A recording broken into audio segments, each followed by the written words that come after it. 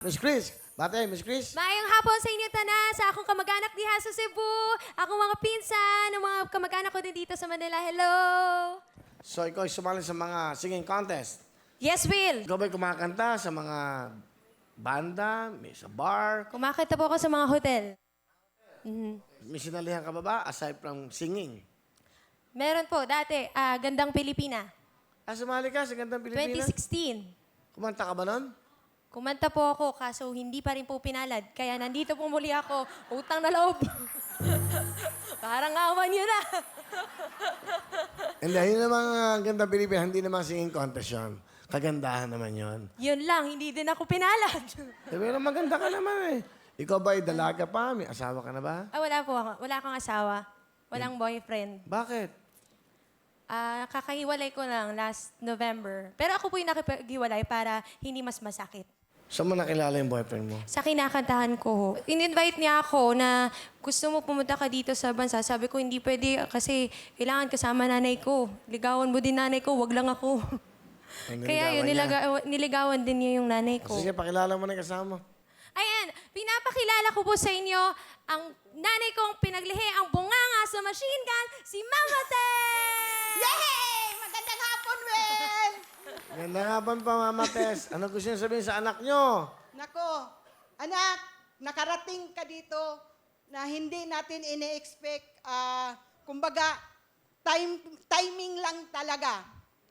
Nung time na, kumbaga, kailangan natin, binigay kaagad ni Lord yung dasal natin. Sinasagot niya. Alam ko na ang dami mo ng hirap at pagod.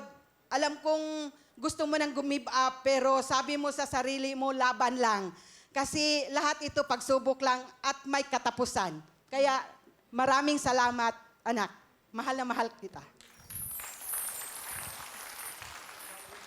Ayun, Ma, maraming salamat dahil nandiyan pa rin kayo palagi at hindi ako susuko na tulungan kayo ni Papa, lalo na si Papa may Parkinson's disease. Mahal na mahal ko kayo ni Kuya. Kaya ito, fight lang!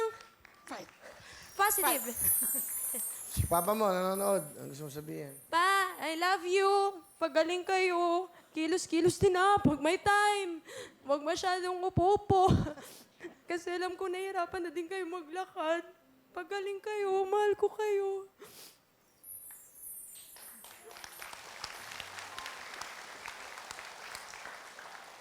Sige, galingan mo. Nanonood yung Papa mo, ha?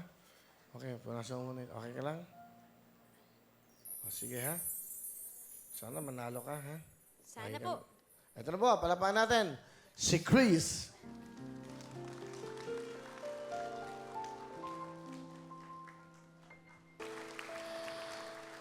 Ang pangarap mo ay makakamtan, basta maghintay ka lamang.